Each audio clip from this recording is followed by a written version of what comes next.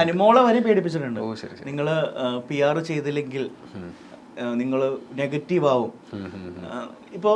ഇപ്പോ ഔട്ടായ ഒരു കണ്ടസ്റ്റൻസിന്റെ അവരുടെ സ്വന്തം ടീം തന്നെ അവരെ ബ്ലാക്ക്മെയിൽ ചെയ്തിട്ടുണ്ട്, ഭീഷണിപ്പെടുത്തിയിട്ടുണ്ട്. നിങ്ങളുടെ നെഗറ്റീവ് ഭയങ്കരമാണ്, ആ നെഗറ്റീവ് മാറ്റണമെങ്കിൽ 50,000 രൂപ വേണം, 1,00,000 രൂപ വേണം. മനസ്സിലായോ? അതായത് ഇവരുടെ ടീം തന്നെ നെഗറ്റീവ് ഇടും, ഇവര് തന്നെ അത് പോസിറ്റീവ് ആക്കി കൊടുക്കും. മനസ്സിലായോ? അപ്പോൾ അതായത് ഇവര് തന്നെ രോഗം ഉണ്ടാക്കി ഇവര് തന്നെ മരുന്ന് കൊടുത്ത് ചികിത്സിക്കുന്ന ഒരു പരിപാടി ചെയ്യുന്നുണ്ട്. അത് ആ കണ്ടസ്റ്റന്റ് പേര് ഞാൻ പറയാത്തത് അയാളായിട്ട് പറയട്ടെ എന്ന് വിചാരിച്ചുകൊണ്ടാണ്. ഞാൻ ചോദിച്ചോട്ടെ, ഇപ്പോ PR അല്ലെങ്കിൽ അനുമോളുടെ PR എന്നൊക്കെ പറ്റി അതിനെപ്പറ്റി സംസാരിക്കുന്നതിന് മുന്നേ ഞാൻ ചോദിച്ചോട്ടെ, what is your relationship with Anumol? എങ്ങനെ അറിയാം അനുമോൾ? എന്താണ് നിങ്ങൾ തമ്മിലുള്ള ഒരു ബന്ധം? ഇതെന്താന്ന് വെച്ച് കഴിഞ്ഞാൽ ഞാൻ ഫിലിം ഇൻഡസ്ട്രിയിൽ വർക്ക് ചെയ്യുന്ന ഒരാളാണ്.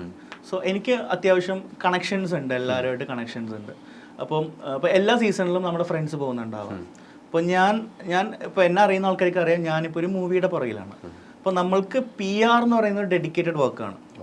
അപ്പോൾ ഡെഡിക്കേറ്റഡ് വർക്ക് എന്ന് പറഞ്ഞു കഴിഞ്ഞാൽ എനിക്ക് പല മീഡിയാസിനെയും വിളിച്ച് എടാ ഇങ്ങനൊരു സംഭവം ഉണ്ട്, നിങ്ങൾ പോയിട്ട് അത് ചെയ്തു തരണം എന്ന് പറയാൻ അത് വലിയൊരു പ്രോസസ്സാണ്.